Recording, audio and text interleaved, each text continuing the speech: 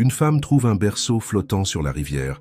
Quand elle regarde ce qu'il y a à l'intérieur, elle n'arrive pas à croire ce qu'elle voit. La pluie frappait impitoyablement le village de Saint-Benoît, un petit hameau au bord de la Loire, au cœur de la France. Cette nuit particulièrement tumultueuse, Marine Dupont et son mari Daniel Martin affrontaient la pire tempête de leur vie. Marine berçait le petit Mathieu, âgé de seulement 6 mois, qui souffrait de fièvre depuis 2 jours. Le dispensaire du village n'avait pas suffisamment de ressources et le médecin local avait recommandé qu'ils emmènent d'urgence le bébé à l'hôpital de la ville la plus proche, Tours, à quelques heures en voiture. « Tu crois vraiment qu'on devrait risquer la traversée avec cette tempête ?» demanda Marine, ses yeux sombres reflétant la peur qui lui serrait la poitrine. Daniel ajusta son imperméable et regarda son fils. « Nous n'avons pas le choix, Marine. Sa fièvre ne baisse pas.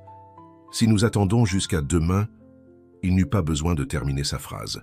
Marine acquiesça, enveloppant Mathieu dans plusieurs couches de couverture et l'installant dans un petit berceau improvisé que Daniel avait adapté pour le protéger pendant le voyage. Avec précaution, ils couvrirent le berceau d'une bâche, imperméable, ne laissant qu'une petite ouverture pour que le bébé puisse respirer. La voiture tanguait violemment tandis qu'ils traversaient les routes inondées. Daniel, fils d'agriculteur, connaissait les chemins de la vallée comme sa poche. Mais cette nuit-là, la vieille route semblait être celle d'un étranger en colère. Marine priait en silence, tenant fermement le berceau, tandis que Daniel luttait pour garder le contrôle du véhicule. C'est alors que cela arriva. Une rafale de vent plus forte, accompagnée d'une montée d'eau inattendue, fit déraper la voiture dangereusement. Marine cria en sentant le berceau glisser de ses mains. Désespérée, elle tenta de la gripper, mais ses doigts mouillés ne firent qu'effleurer le tissu. « Daniel! Mathieu !» Daniel lâcha le volant et se jeta en direction du berceau, qui glissait déjà vers la portière de la voiture. Pendant un instant, ses doigts touchèrent le bois, mais une autre vague d'eau frappa le véhicule. Le berceau fut projeté à l'extérieur, tombant dans les eaux tumultueuses. « Non !» Le cri de Marine déchira la nuit, alors qu'elle tentait de se jeter à la suite de son fils. Daniel la retint, sachant qu'elle serait également emportée par le courant. « Reste dans la voiture, je vais le chercher. » Daniel plongea dans les eaux sombres, nageant désespérément dans la direction où le berceau avait disparu. La pluie empêchait toute visibilité et le courant le poussait au loin. Il lutta contre la force de l'eau, plongeant et remontant, plusieurs fois, criant le nom de son fils. Mais la rivière avait déjà emporté Mathieu au loin. À environ 30 km de là, dans l'élégante demeure des Leroy, située dans un domaine privé au bord de la Loire, près de Tours, Amélie Leroy observait la tempête à travers la fenêtre de son bureau. À 38 ans, Amélie était une femme à la présence marquante, propriétaire de l'un des plus grands réseaux d'hôtels de luxe de la région. « Tu travailles encore à cette heure ?» La voix de son mari, Olivier Leroy, résonna depuis la porte. Amélie ne détourna pas le regard de la pluie. « Je n'arrive pas à dormir avec ce bruit, et j'ai cette présentation pour les investisseurs demain. » Olivier s'approcha, posant ses mains sur les épaules de sa femme. « Tu devrais te reposer. Je sais que ce projet est important, mais ta santé passe avant tout. » C'est plus qu'un projet, Olivier. C'est l'occasion de nous développer à l'international. Elle se tourna enfin pour le regarder, le visage marqué par la fatigue et quelque chose de plus profond, une tristesse que même le succès professionnel ne parvenait pas à effacer. Chers auditeurs, si vous aimez l'histoire, n'hésitez pas à laisser un like et à vous abonner à la chaîne. Cela nous aide beaucoup quand on débute. Maintenant, continuons. Olivier connaissait bien cette expression. Après 3 tentatives infructueuses de fécondation in vitro et 2 fausses couches, les médecins avaient dit à Amélie que ses chances de tomber enceinte étaient pratiquement nulles. Pour une femme qui avait toujours rêvé d'être mère, ce diagnostic avait été dévastateur. « Je vais te préparer un thé », proposa Olivier, lui embrassant doucement le front. Quand il sortit, Amélie se remit à contempler la tempête. Le son de la pluie lui apportait une étrange sensation de mélancolie. Elle avait construit un empire, mais que signifiait tout cela sans une famille avec qui le partager? Un mouvement sur la rive de la rivière attira son attention. Quelque chose flottait près du petit ponton de la propriété.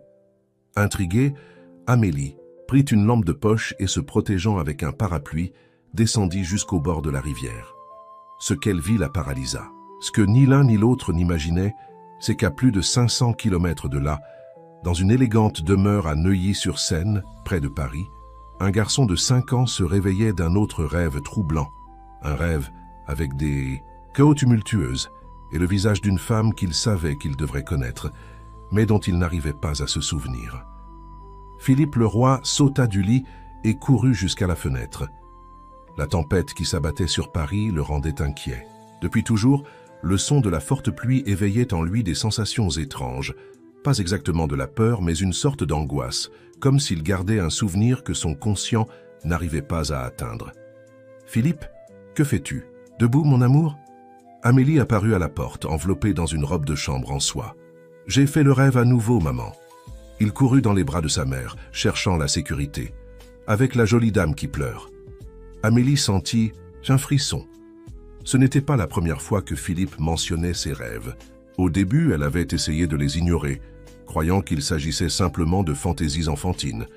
Mais avec le temps, les détails étaient devenus troublants de précision. Ce n'était qu'un rêve, mon chéri. Elle le serra fort, comme si elle pouvait le protéger non seulement des cauchemars, mais de la vérité qu'il pourrait cacher. Retournons au lit, d'accord? La dame du rêve ressemble à la photo que papa a dans son bureau, commenta innocemment Philippe, tandis qu'il se laissait guider de retour vers sa chambre. Amélie se figea. Quelle photo? La photo de la dame triste avec le bébé, celle qui est dans le journal. Le sang d'Amélie se glaça dans ses veines. Elle savait exactement de quelle photo Philippe parlait. Des années auparavant, Olivier avait gardé une coupure de journal avec l'histoire du bébé disparu dans la Loire. L'article incluait une photo de Marine et Daniel, dévastés, tenant une photo de Mathieu. « Quand as-tu vu cette photo, Philippe ?» demanda-t-elle, essayant de garder une voix calme. « Un jour, quand papa travaillait, je suis allé jouer dans son bureau et j'ai vu la boîte avec de vieux journaux. » Amélie borda Philippe dans son lit, dissimulant sa nervosité. « Nous en parlerons demain, d'accord? Maintenant, tu dois dormir pour avoir de l'énergie pour ta fête d'anniversaire. » Tandis que le garçon fermait les yeux, Amélie sortit de la chambre le cœur battant. Olivier avait promis de se débarrasser de ses coupures des années auparavant. Pourquoi les gardait-il encore? Se méfiait-il toujours après tout ce temps? Dans le couloir, elle tomba nez à nez avec Claudine, la gouvernante qui travaillait pour eux depuis qu'ils avaient déménagé à Paris. « Madame va bien ?» demanda Claudine, remarquant la pâleur d'Amélie. « On dirait que vous avez vu un fantôme. »« Je vais bien, Claudine.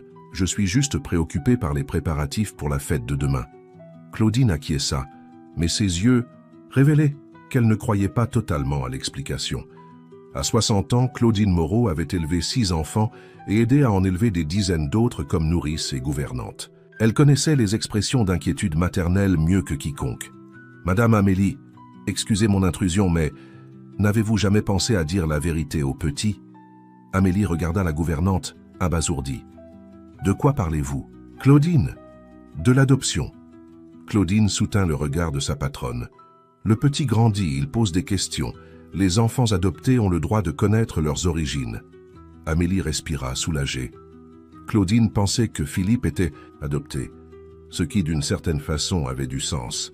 Quand ils avaient déménagé à Paris, Amélie avait inventé une histoire selon laquelle ils avaient adopté Philippe, dans une petite ville de province. Le mensonge était commode, car il expliquait l'absence de dossier de grossesse et d'accouchement. « Je ne pense pas qu'il soit prêt pour cette conversation, Claudine. Et quand pensez-vous qu'il le sera ?»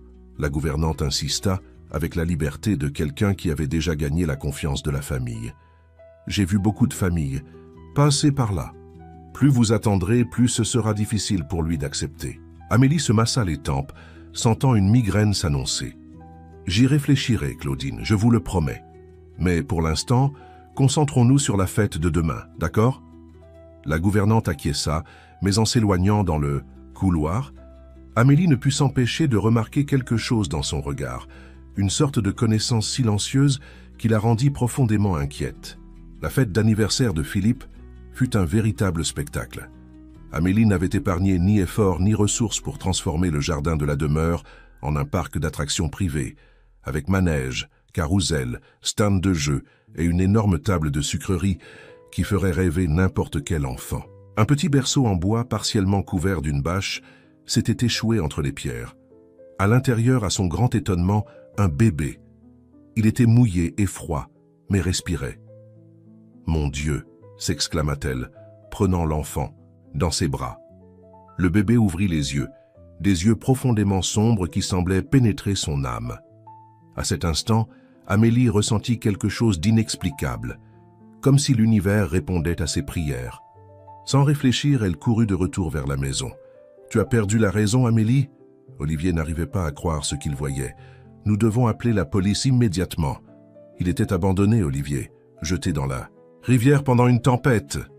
Amélie tenait le bébé contre sa poitrine, le protégeant comme une lionne. Qui ferait une chose pareille mérite de le perdre. Tu ne sais pas ce qui s'est passé. Ça pourrait être un accident. Les parents doivent être désespérés à sa recherche. Et s'ils ne le sont pas? Et s'ils l'avaient vraiment abandonné?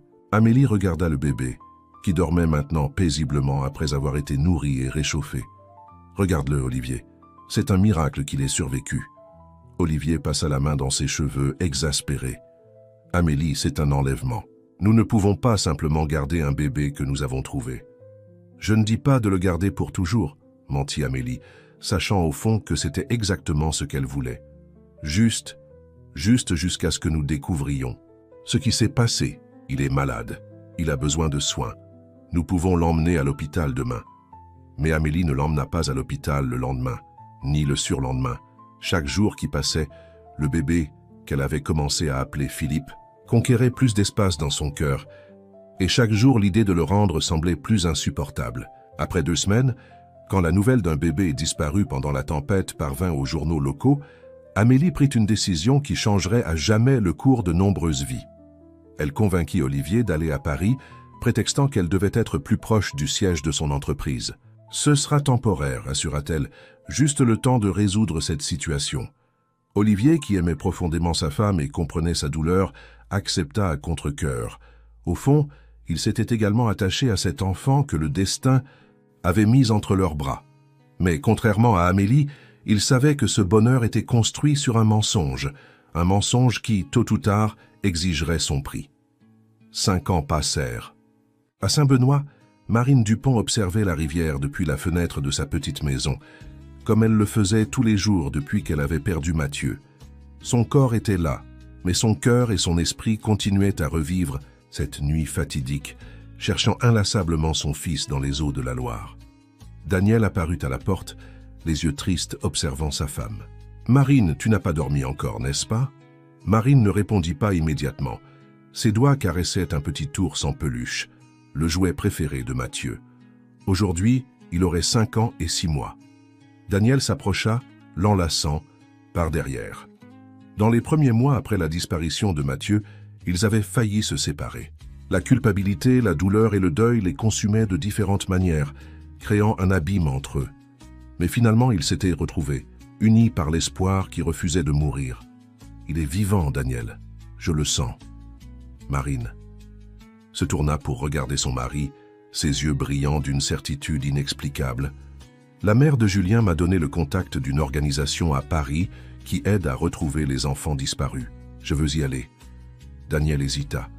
Ce n'était pas la première fois que surgissaient des pistes ou des possibilités. Ils avaient déjà parcouru les villages riverains, visité des orphelinats, suivi des rumeurs d'enfants retrouvés. Chaque recherche infructueuse rouvrait la blessure qui n'avait jamais complètement cicatrisé. Paris est loin, Marine, et cher. Nous ne pouvons pas simplement tout laisser tomber et partir. « Je ne te demande pas de venir avec moi, » répondit Marine, déterminée. « Je sais que tu ne peux pas abandonner ton travail.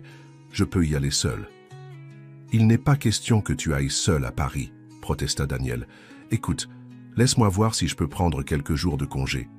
En attendant, parlons à cette organisation par téléphone pour mieux comprendre comment ils peuvent nous aider. » Marine acquiesça, reconnaissante du soutien de son mari, même si elle savait qu'il ne partageait pas sa conviction. Pour Daniel, la perte de Mathieu avait été une tragédie qu'il devait accepter pour aller de l'avant.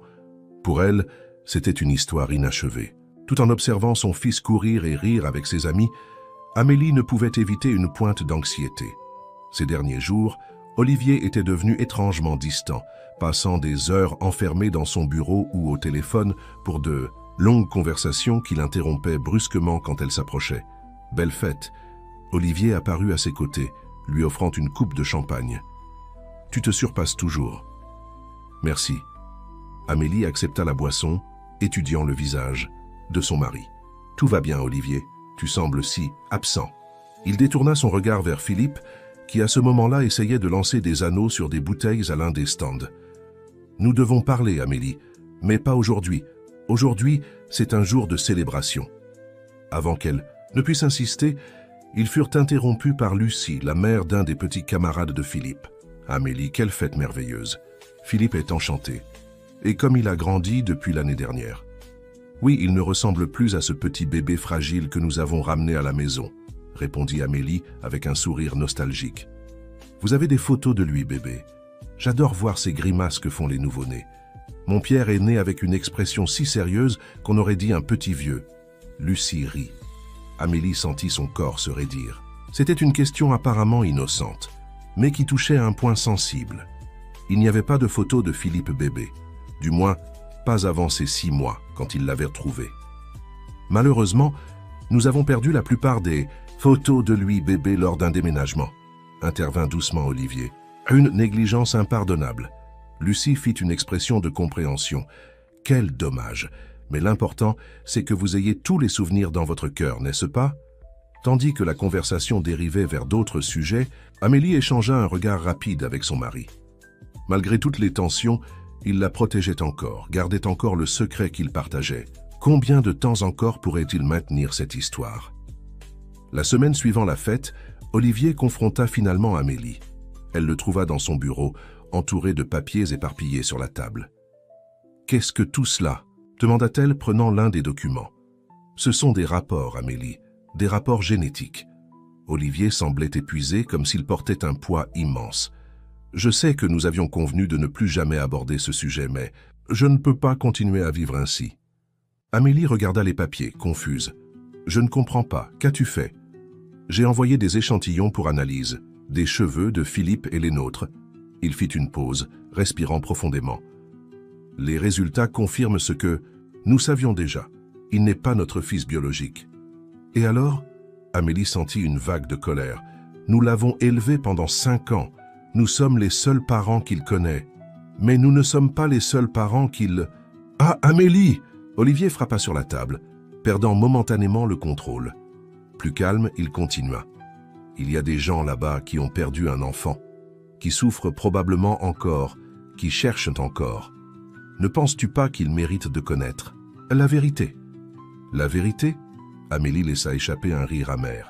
« Et quelle est la vérité, Olivier ?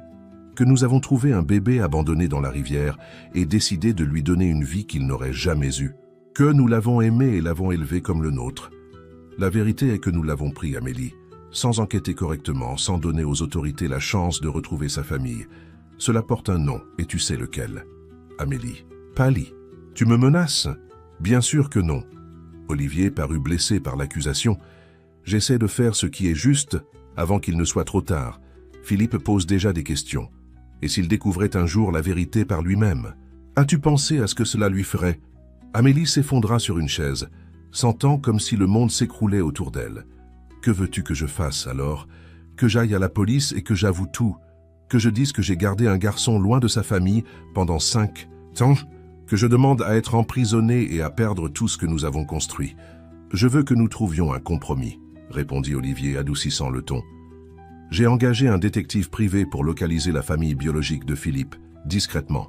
Si nous les trouvons, nous pouvons les contacter, expliquer. La situation peut être parvenir à un accord. Un accord? Amélie le regarda incrédule. Quel genre d'accord? Je ne sais pas, Amélie. Peut-être une garde partagée, des visites supervisées? Quelque chose qui permette à Philippe de connaître ses racines sans que nous l'arrachions complètement à la vie qu'il connaît. Amélie resta silencieuse pendant un long moment, digérant la proposition. Enfin, elle demanda « Et si nous ne trouvons personne ?» Alors nous continuons, mais cette fois en faisant tout légalement. Nous régularisons l'adoption, nous expliquons la vérité à Philippe d'une manière qu'il puisse comprendre. Elle acquiesça lentement. Combien de temps le détective a-t-il besoin? Quelques mois peut-être. Il suit déjà quelques pistes. La plus prometteuse est un cas d'il y a 5 ans, d'un bébé qui a disparu pendant une tempête sur la Loire. Le cœur d'Amélie s'accéléra. Alors il existait encore des traces de cette affaire. Il existait encore une famille qui cherchait. D'accord, finit-elle par accepter. Mais à une condition, Tout doit être fait avec la plus grande discrétion. Je ne veux pas que Philippe soit exposé ou que cela affecte sa vie de quelque façon que ce soit. » Olivier acquiesça, visiblement soulagé. « Merci, Amélie. Je sais que ce n'est pas facile, mais je crois que nous faisons ce qui est juste. » En sortant du bureau, Amélie essayait de se convaincre qu'elle le croyait aussi. Mais au fond, elle savait qu'elle ferait n'importe quoi pour garder Philippe, même si cela signifiait saboter l'enquête qu'elle venait d'autoriser. Dans un café simple du centre de Paris, Marine Dupont attendait anxieusement.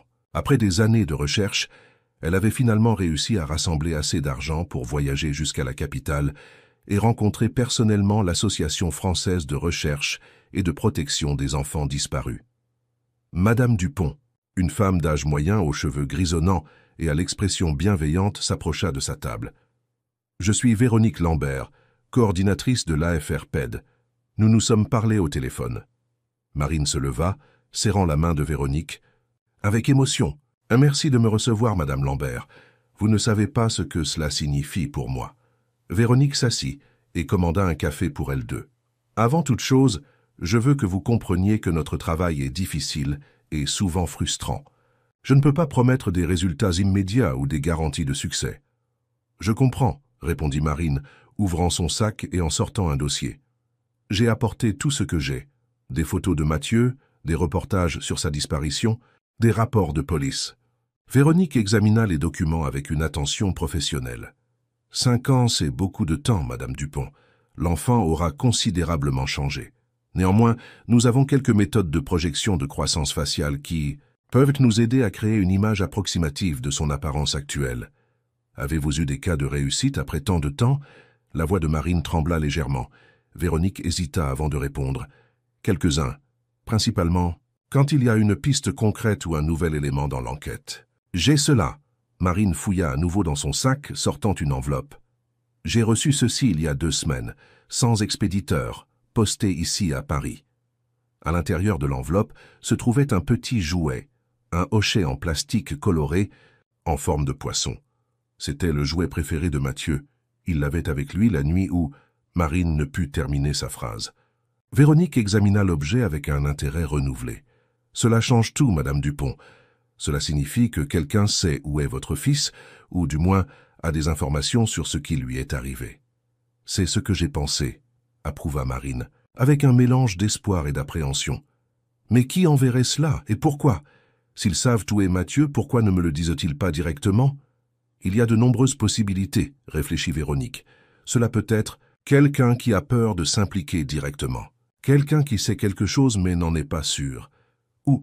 Ou quelqu'un qui teste mes réactions, » compléta Marine, « pour voir si je cherche encore. » Véronique acquiesça, impressionnée par la perspicacité de la femme devant elle. Au cours de ses années de travail avec des familles de disparus, elle avait appris à reconnaître la détermination inlassable des mères qui refusaient d'abandonner, et Marine Dupont en faisait certainement partie. « Je vais rouvrir votre dossier immédiatement, Madame Dupont, et je vais assigner notre meilleur enquêteur à cette affaire. » Marine ressentit une vague de gratitude. « Comment puis-je vous remercier ?»« Ne me remerciez pas encore, » répondit Véronique, rangeant le hochet dans une enveloppe à preuve. « Remerciez-moi quand nous aurons ramené Mathieu dans vos bras. » Ce que ni l'une ni l'autre des femmes ne savaient, c'est que l'enveloppe avait été envoyée par Claudine, la gouvernante des Leroy. Après des années à témoigner de la souffrance silencieuse de Philippe avec ses cauchemars récurrents et découvrant la vérité à travers des conversations entendues entre Amélie et Olivier, la gouvernante avait décidé qu'il était temps que la vérité éclate. Philippe était inquiet. Depuis sa fête d'anniversaire, quelque chose avait changé à la maison. Ses parents parlaient en chuchotant, interrompant leur discussion quand il entrait dans la pièce. Et il y avait cet homme étrange qui parfois rendait visite à son père dans le bureau, un homme à lunettes noires qui regardait toujours Philippe avec curiosité. Cet après-midi-là, alors qu'il jouait dans le jardin sous la supervision de Claudine, Philippe remarqua quelque chose de différent dans le comportement de la gouvernante. « Claudine, pourquoi es-tu triste aujourd'hui ?» La dame sourit, surprise par la perception de l'enfant. « Je ne suis pas triste, petit, juste pensive. »« Tu penses à quoi ?»« À comme la vie fait des tours, » répondit-elle vaguement. « Parfois, on fait des choses en pensant aider, mais on finit par tout compliquer. » Philippe fronça les sourcils, essayant de comprendre. Comme quand j'ai voulu aider maman à faire un gâteau et que j'ai renversé de la farine partout dans la cuisine? Claudine rit malgré elle. Un peu comme ça, oui. Maman était fâchée, mais après elle m'a expliqué comment faire correctement. Philippe lança une petite balle contre le mur, la rattrapant au retour. Elle a dit que se tromper fait partie de l'apprentissage. Ta mère est une femme très intelligente, approuva Claudine. Puis, semblant prendre une décision, elle ajouta « Philippe, si un jour tu découvrais quelque chose d'important sur toi-même, quelque chose qui changerait, la façon dont tu vois ta vie, voudrais-tu le savoir ?» Le garçon arrêta de jouer, réfléchissant sérieusement à la question. « Ça dépend. C'est quelque chose de bien ou de mal ?»« Ce n'est ni bien ni mal, c'est juste vrai. » Philippe considéra la question un moment. « Je pense que oui. Papa dit toujours que la vérité est importante, même quand elle fait mal. » Claudine sentit des larmes se former dans ses yeux. « Ton père est un homme sage, Philippe. N'oublie jamais ça. » Avant qu'il ne puisse continuer la conversation, Amélie apparut dans le jardin, l'air tendu. « Philippe, c'est l'heure du bain. Ton cours de natation commence dans 1 heure. » Tandis que le garçon courait à l'intérieur, Amélie lança un regard méfiant à Claudine. « De quoi parliez-vous ?»« De rien de spécial, Madame Amélie. Des choses d'enfant. » Amélie ne sembla pas convaincue, mais n'insista pas. Ces derniers jours, elle avait remarqué que Claudine agissait étrangement, posant des questions sur le passé de Philippe, observant d'anciennes photos, semblant toujours sur le point de dire quelque chose d'important. « Claudine !» Amélie hésita avant de continuer. « Vous savez que vous pouvez compter sur moi si vous avez une préoccupation, n'est-ce pas? N'importe quoi qui vous tracasse. » La gouvernante acquiesça, gardant une expression neutre. « Oui, madame, et vous pouvez aussi compter sur moi, pour n'importe quoi. » Les deux femmes se regardèrent longuement, chacune gardant ses propres secrets, chacune planifiant ses prochaines actions dans un jeu dont les règles n'étaient pas encore totalement claires. Dans la petite pension où elle logeait, Marine recevait un appel inattendu de Véronique Lambert. « Madame Dupont, nous avons du nouveau. Une de nos bénévoles, qui travaille comme infirmière à l'hôpital Saint-Louis, croit avoir vu un enfant aux caractéristiques très similaires à celles de la projection que nous avons faite de Mathieu. » Le cœur de Marine s'accéléra. « Où? Quand? » ?»« Hier après-midi. Un garçon qui a été amené aux urgences après un petit accident pendant son cours de natation. Le nom enregistré était Philippe Leroy. » « Leroy ?» Marine répéta le nom de famille, essayant de le mémoriser.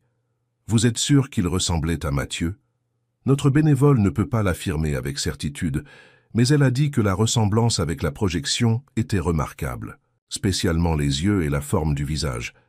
De plus, nous avons découvert quelque chose d'intéressant. Il n'y a pas d'acte de naissance de ce garçon à Paris. Le certificat présenté à l'hôpital a été émis dans une petite ville de province, mais quand notre enquêteur a vérifié, il a découvert des irrégularités. Marine sentit un espoir grandissant, mêlé de peur. « Et maintenant, que faisons-nous? » « Notre prochaine étape est de confirmer s'il y a réellement un lien, » expliqua Véronique. « Nous ne pouvons pas simplement accuser une famille sans preuve concrète. Nous allons surveiller discrètement et essayer d'obtenir un échantillon d'ADN. »« ADN » répéta Marine, confuse. « Oui, quelque chose de simple et non invasif. Un cheveu, par exemple. Si nous pouvons le comparer avec votre ADN, nous aurons une preuve définitive. » Marine resta silencieuse un moment, absorbant l'information. Après 5 ans de recherche infructueuse, la possibilité d'être si proche de retrouver Mathieu semblait irréelle. « Que puis-je faire pour aider ?» demanda-t-elle finalement. « Pour l'instant, rien, » répondit Véronique. « Nous devons agir, avec une extrême prudence. Si cette famille a vraiment votre fils, tout mouvement brusque pourrait les faire disparaître à nouveau. » Marine acquiesça, malgré l'anxiété qu'elle ressentait. « Je comprends. J'attendrai, alors. » Après avoir raccroché, Marine marcha jusqu'à la fenêtre de sa chambre, observant la ville immense et chaotique qui s'étendait devant elle. Quelque part, dans ce labyrinthe d'immeubles et de rues, pouvait se trouver son fils, si proche et pourtant si loin. « Je vais te retrouver, Mathieu, » murmura-t-elle à l'horizon. « Maman arrive. » Sayas, le détective, engagé par Olivier Claude Mercier, présenta son rapport préliminaire lors d'une réunion tendue dans le bureau de la demeure. « Monsieur Leroy, j'ai confirmé l'information concernant la disparition d'un enfant dans la Haye, Loire il y a 5 ans. Le nom de l'enfant était Mathieu Dupont, fils de Marine et Daniel Dupont, habitant d'un village appelé Saint-Benoît. Olivier acquiesça gravement. « Et vous pensez que ce pourrait être… » « Les dates coïncident parfaitement, monsieur. Et la description du bébé aussi. Ce qui m'inquiète, c'est que j'ai découvert autre chose. La mère de l'enfant est actuellement, à Paris, travaillant avec une organisation de recherche des disparus. » Olivier pâlit. « Elle est au courant pour Philippe ? Je ne peux pas l'affirmer avec certitude, mais il y a des indices que quelqu'un pourrait l'avoir contacté récemment, en lui envoyant une sorte d'indice. »« Quelqu'un ? Qui ?» Claude hésita. « Je n'ai pas cette information, monsieur, mais je suggère une extrême prudence. Si cette femme découvre où est son fils, elle prendra certainement des mesures légales. » Olivier passa la main sur son visage, paraissant soudainement plus vieux et fatigué. « Je dois parler à ma femme. En attendant, continuez à surveiller la situation. Je veux savoir exactement ce que cette femme fait à Paris et quelles ressources. » Elle a à sa disposition. « Il y a une chose de plus, monsieur le roi, » ajouta Claude, paraissant mal à l'aise. « L'organisation qui aide Marine Dupont, l'affaire PED, a des connexions solides avec la police et la justice. S'ils obtiennent suffisamment de preuves pour ouvrir une enquête formelle… »« J'ai compris, » interrompit Olivier. « Merci, Claude. S'il vous plaît, tenez-moi informé de tout développement. » Après le départ du détective, Olivier resta dans son bureau, contemplant ses options. La situation se compliquait plus rapidement qu'il ne l'avait prévu. S'il avait agi des années plus tôt, peut-être aurait-il pu tout résoudre de manière plus tranquille. Maintenant, il faisait face à la possibilité réelle d'un scandale public, de poursuites criminelles, et pire encore, du traumatisme que cela causerait à Philippe. Avec détermination, il prit le téléphone et composa le numéro de Dan Sam, son avocat de confiance. Il devait comprendre exactement quelles seraient les conséquences légales et quelles options il lui restait. Amélie comprit immédiatement que quelque chose n'allait pas quand Olivier entra dans sa chambre ce soir-là. Son visage portait une expression qu'elle connaissait bien, la même qu'il avait quand il devait annoncer des nouvelles difficiles à des clients dans son cabinet d'avocat. « Le détective a trouvé la famille de Philippe, n'est-ce pas ?» demanda-t-elle sans détour. Olivier acquiesça, s'asseyant au bord du lit. « La mère biologique est à Paris, Amélie, et il y a des indices qu'elle se rapproche. » Le monde d'Amélie sembla s'effondrer. Comment est-ce possible? Après tant de temps, quelqu'un a pu la contacter, lui envoyer un indice. Amélie se figea, se rappelant immédiatement du comportement étrange de Claudine ces dernières semaines. La gouvernante, murmura-t-elle. Quoi? Claudine. Elle a agi bizarrement, posant des questions sur Philippe, semblant toujours sur le point de dire quelque chose d'important.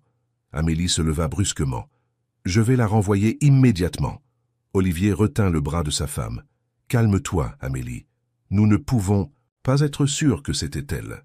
Et même si c'était le cas, la renvoyer maintenant ne ferait que créer plus de soupçons. Alors que suggères-tu? Que nous attendions jusqu'à ce que cette femme apparaisse à notre porte, exigeant d'emmener notre fils ?»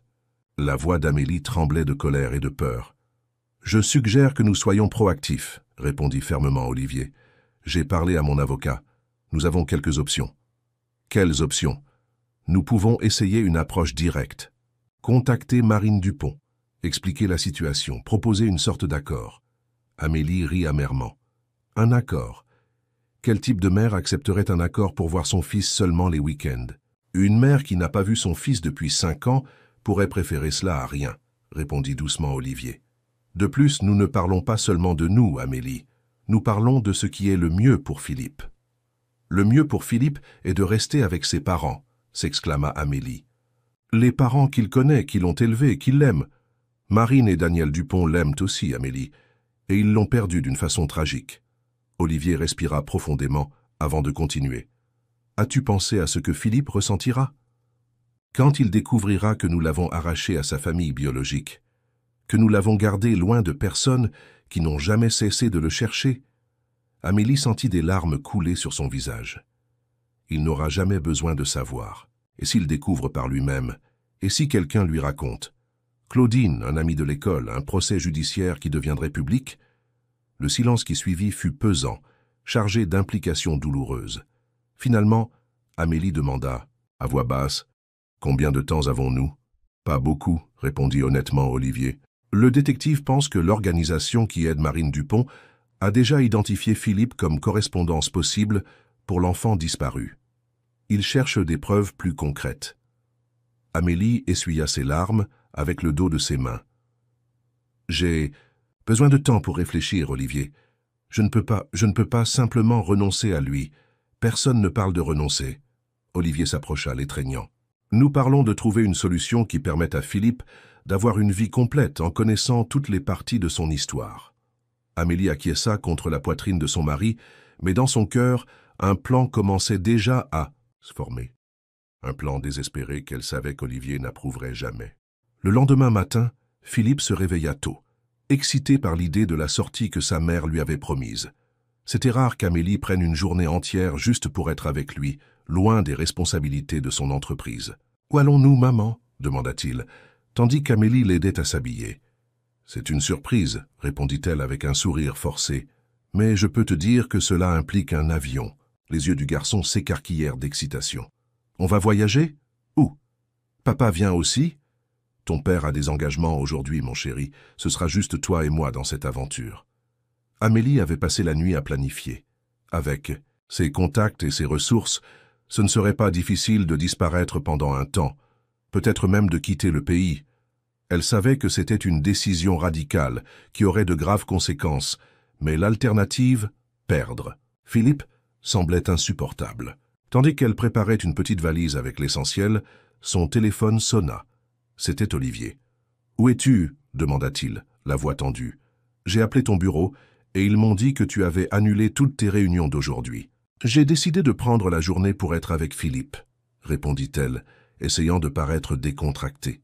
« Nous allons au zoo. » Il y eut une pause à l'autre bout de la ligne. « Amélie, quoi que tu sois en train de planifier, arrête.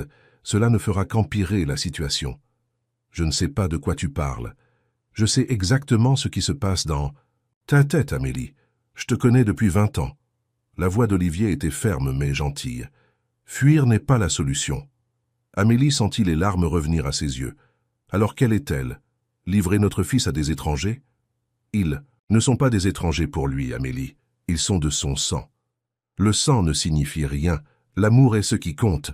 Elle luttait pour garder la voix basse, pour que Philippe n'entende pas. « Alors prouve que ton amour est véritable, » défia Olivier. « Fais ce qui est le mieux pour lui, pas ce qui est le plus facile pour toi. » Les mots frappèrent Amélie comme un coup de poing. Pendant un moment, elle ne put répondre. « Rentre à la maison, » continua Olivier plus doucement. « Résolvons cela ensemble, comme une famille. » Amélie hésita, regardant Philippe qui attendait anxieusement à la porte, son petit sac à dos de super-héros sur le dos. « Je vais y réfléchir. » Elle raccrocha, se sentant perdue. Le plan qui semblait si clair pendant la nuit était maintenant rempli de doutes. Et si Olivier avait raison? Et si fuir ne faisait qu'empirer les choses pour Philippe à long terme? « Nous sommes prêts, maman ?» Philippe apparut à ses côtés, ses yeux si semblables à ceux de Marine Dupont sur les photos qu'Olivier lui avait montrées, brillants d'excitation. Amélie s'agenouilla devant son fils, tenant ses petites mains. « Philippe, si tu pouvais choisir n'importe quoi à faire aujourd'hui, que serait-ce » Le garçon réfléchit un moment. Aller au parc d'attractions ou peut-être visiter ce musée des sciences que papa a promis de m'emmener voir. Et si... Amélie hésita, incertaine de comment formuler la question.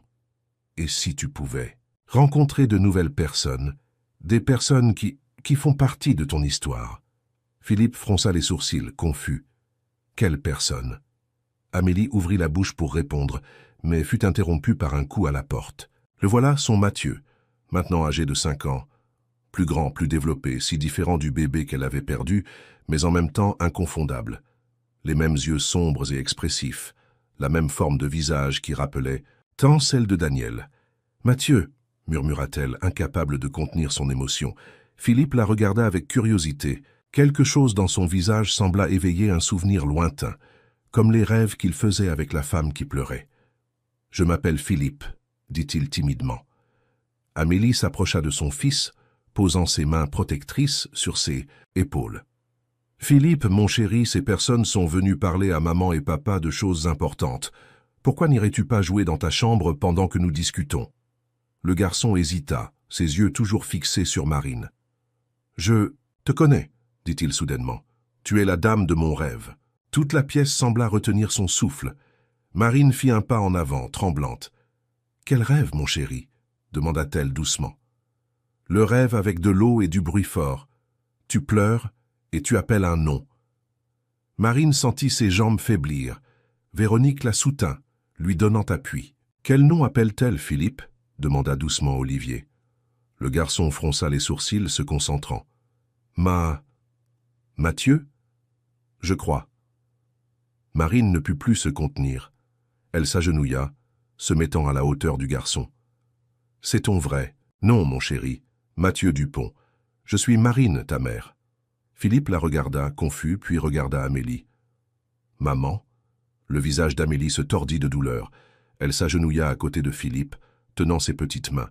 « Philippe, tu te souviens quand nous avons parlé des différentes familles, des enfants qui ont 2 papas ou 2 mamans ?» Le garçon acquiesça lentement. « Eh bien, tu es l'un de ces enfants spéciaux. Tu as 2 mères qui t'aiment beaucoup. »« Je ne comprends pas, » répondit Philippe, semblant effrayé par la situation. Olivier intervint, sa voix calme et réconfortante. « Fils, quand tu étais un tout petit bébé, il s'est produit un accident. Tu t'es perdu de tes vrais parents, Marine et Daniel. Nous t'avons trouvé et t'avons élevé comme notre fils, mais ton autre famille n'a jamais cessé de te chercher. » Philippe regarda Amélie, puis Marine, et ensuite à nouveau Olivier, essayant de traiter cette information complexe. « Alors, vous n'êtes pas mes vrais parents ?» La question frappa Amélie comme une flèche. « Nous sommes tes parents, Philippe. Peut-être pas par le sang, mais par l'amour que nous ressentons pour toi. Nous t'avons élevé, nous avons pris soin de toi quand tu étais malade, nous avons célébré chaque anniversaire, chaque réussite. Mais je suis aussi ta mère, Mathieu, » dit doucement Marine. « Je t'ai porté dans mon ventre pendant 9 mois. Je t'ai allaité. Je te chantais des berceuses chaque soir. Et quand tu as disparu, j'ai passé 5 ans à te chercher, sans jamais perdre espoir. » Philippe regarda les 2 femmes, clairement confus et dépassés. Claudine s'approcha, posant une main douce sur son épaule. « C'est beaucoup d'informations. D'un coup, n'est-ce pas, mon petit ?» dit affectueusement la gouvernante. « Mais tu sais ce que cela signifie ? Cela signifie que tu as encore plus de personnes qui t'aiment. » Le garçon acquiesça lentement, bien qu'il semblât encore perdu. « Je peux aller jouer maintenant ?» Les adultes échangèrent des regards. Ce fut Véronique qui répondit « Bien sûr, mon chéri, les adultes ont besoin de parler un peu plus. » Quand Philippe sortit, accompagné par Claudine, l'atmosphère dans la pièce changea perceptiblement. Le choc initial était passé, remplacé par un sentiment d'urgence sur ce qui allait se passer ensuite. « Je veux ramener mon fils à la maison, » dit fermement Marine. « Ce n'est pas si simple, » répondit Olivier. « Philippe, ou Mathieu, a une vie établie ici, des amis, l'école, une routine. L'arracher à tout cela d'un coup serait traumatisant. » « Plus traumatisant que de le garder loin de sa vraie famille pendant 5 ans, » questionna Véronique, intervenant. « Nous ne disons pas que nous ne reconnaissons pas le droit de Madame Dupont, » expliqua Olivier. « Nous demandons simplement qu'elle considère le bien-être de Mathieu avant tout. Une transition progressive serait le mieux pour lui. » Marine hésita, partagée entre son désir désespéré de récupérer son fils immédiatement et l'inquiétude concernant l'impact émotionnel que cela aurait sur lui. « Que suggérez-vous alors ?» demanda-t-elle finalement. « Une période d'adaptation, » proposa Olivier. « Vous pourriez lui rendre visite fréquemment, passer du temps avec lui, construire une relation. Progressivement, nous pourrions augmenter ces périodes jusqu'à ce qu'il soit prêt à aller vivre avec vous.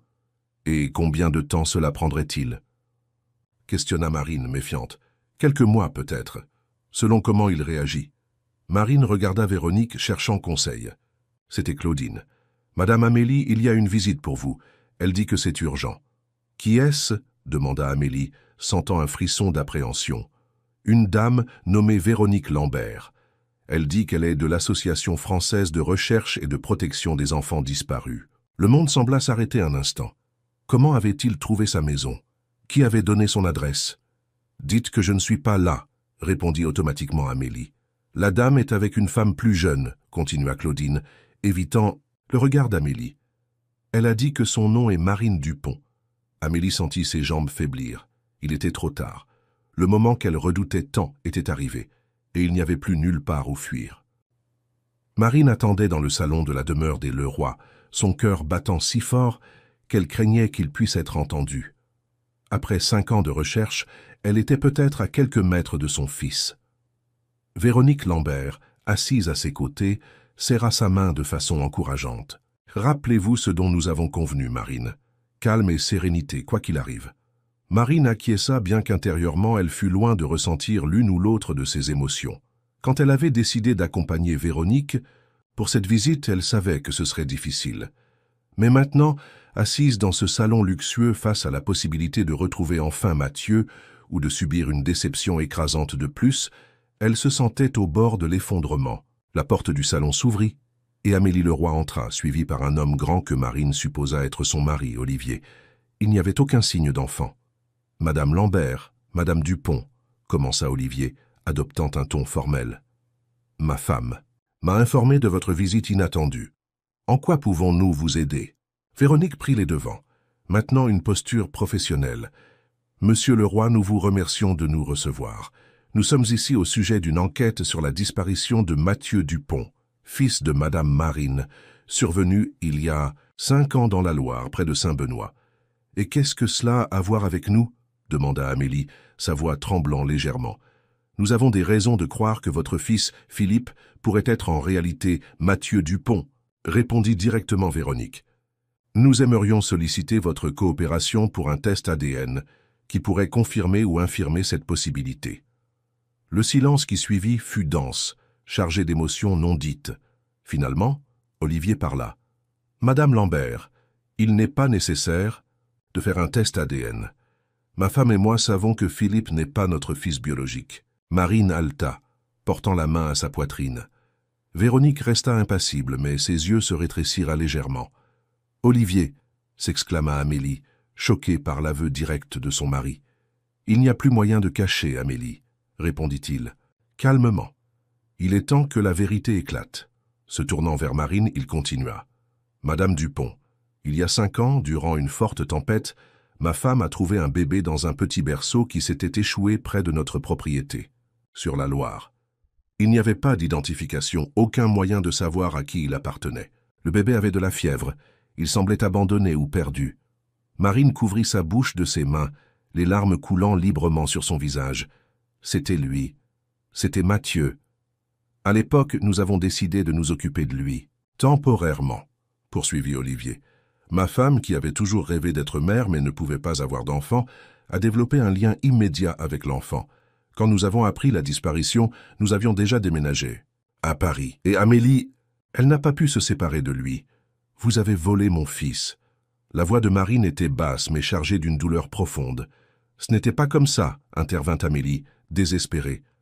Je l'ai sauvé, il était malade, abandonné. Je l'ai aimé, j'ai pris soin de lui comme s'il était le mien. Il est mon fils, s'exclama Marine, perdant son sang-froid. Je ne l'ai jamais abandonné.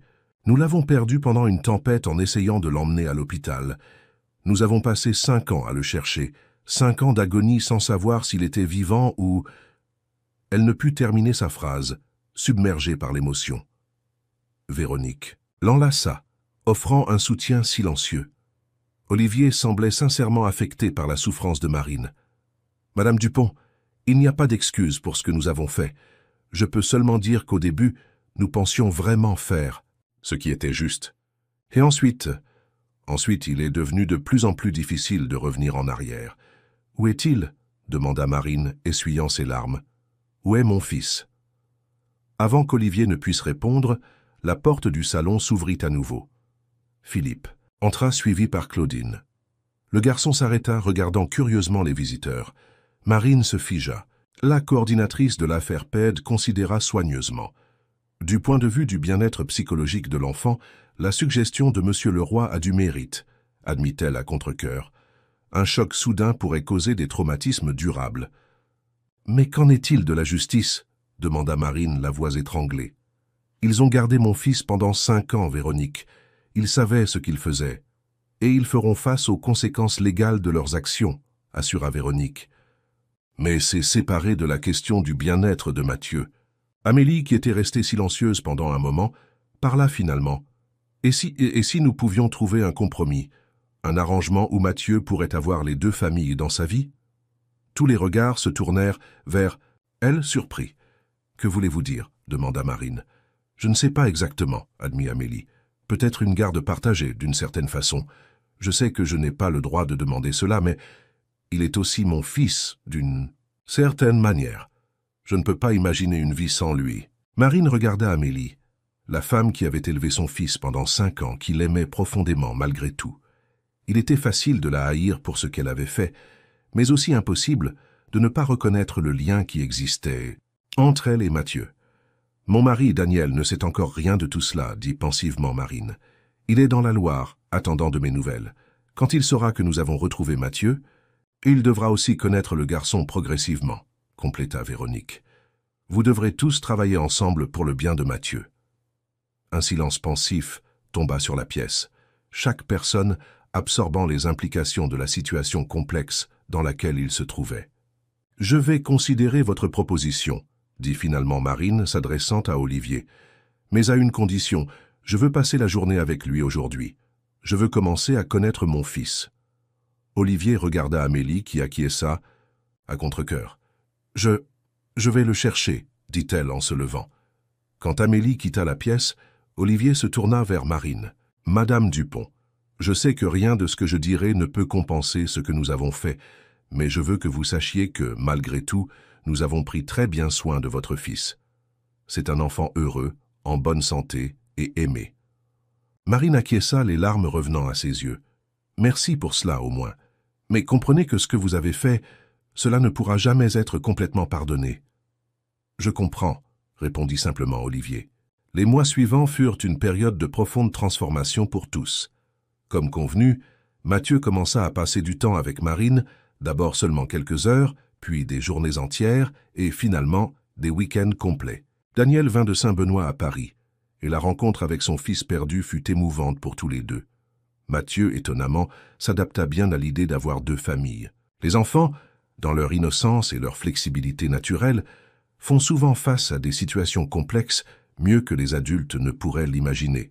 Légalement, la situation fut résolue par un accord médiatisé par le tribunal pour enfants. Les Leroy admirent leurs erreurs, et en échange de peines réduites et de la possibilité de garder contact avec Mathieu, acceptèrent de rendre la garde légale aux parents biologiques. Amélie et Olivier déménagèrent de Neuilly pour un appartement plus proche de la petite maison que Marine et Daniel louèrent à Paris. La proximité facilitait les visites de Mathieu, qui avaient lieu régulièrement, généralement les week-ends. Le moment le plus difficile fut quand Mathieu déménagea définitivement chez ses parents biologiques. Il y eut des larmes, beaucoup d'elles d'Amélie, qui malgré tout avait appris à accepter la situation. Mais il y eut aussi des promesses que la séparation ne serait pas totale, que les liens construits au cours de 5 années ne seraient pas simplement coupés. Un dimanche particulièrement spécial, les 2 familles se réunirent pour célébrer le 6e anniversaire de Mathieu. C'était la première fois qu'ils fêtaient ensemble, et au début, il y eut de la gêne et de la tension dans l'air. Mais en voyant Mathieu courir entre les adultes, appelant tant Marine qu'Amélie maman, bien qu'avec des intonations subtilement différentes, quelque chose changea. Une compréhension silencieuse que, aussi irrégulier qu'ait été le début de cette histoire, la fin n'avait pas besoin d'être marquée seulement par la douleur et le ressentiment. « Il semble heureux », commenta Daniel, observant son fils jouer avec les cousins venus de la Loire pour la célébration. « Oui », approuva Marine, entrelaçant ses doigts à ceux de son mari. « Je pense que nous faisons ce qu'il faut. » De l'autre côté du jardin, Amélie observait la scène avec un mélange d'émotions. Olivier s'approcha, lui offrant un verre de limonade. « Tu vas bien ?»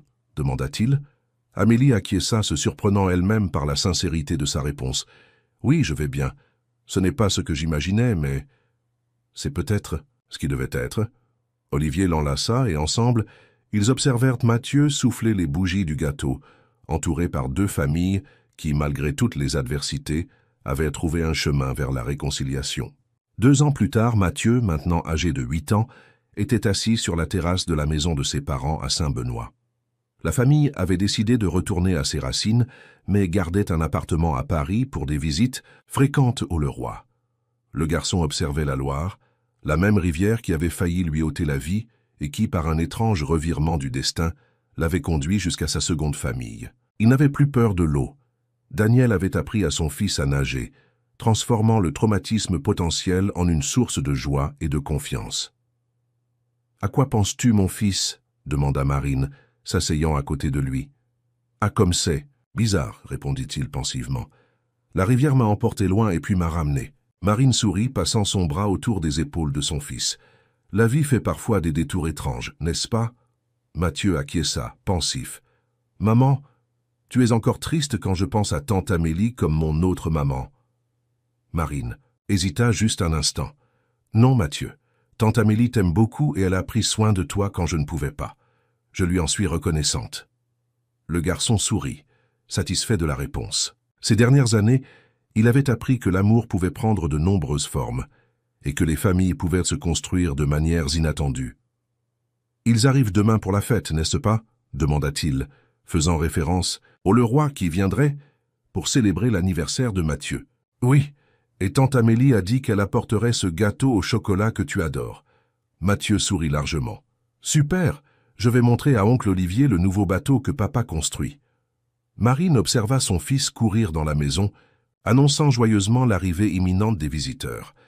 Elle resta sur la terrasse quelques minutes de plus, contemplant la rivière qui avait été source à la fois de sa plus grande douleur et, indirectement, de sa plus grande joie. Le chemin vers le pardon n'avait pas été facile, et peut-être ne serait-il jamais complètement achevé. Mais pour Mathieu, pour son fils qui grandissait maintenant heureux, aimé par deux familles, elle avait trouvé la force d'aller de l'avant, d'accepter le passé et d'embrasser le présent, avec toutes ses complexités et ses imperfections. À l'horizon, le soleil commençait à se coucher, peignant le ciel de teintes orangées et violettes. Un nouveau jour viendrait demain, un jour de célébration, de famille, d'amour qui transcendait les liens du sang et les cicatrices du passé. Fin de l'histoire. Et alors, mes amis, qu'avez-vous pensé de cette histoire de rencontre, de séparation et de réconciliation? Le destin a des chemins mystérieux, n'est-ce pas? Pensez-vous que Marine a bien agi en permettant à Amélie de rester dans la vie de Mathieu? Ou auriez-vous pris une autre décision? Racontez-nous dans les commentaires. Quelle partie de l'histoire a le plus touché votre cœur et de quelle région de France vous nous suivez? N'oubliez pas de laisser ce petit like spécial et bien sûr de vous abonner à la chaîne pour ne pas manquer d'autres histoires émouvantes comme celle-ci. Votre soutien est essentiel pour que nous continuions à apporter ces récits qui nous font réfléchir sur l'amour, le pardon et les complexités de la vie. Merci beaucoup pour votre compagnie.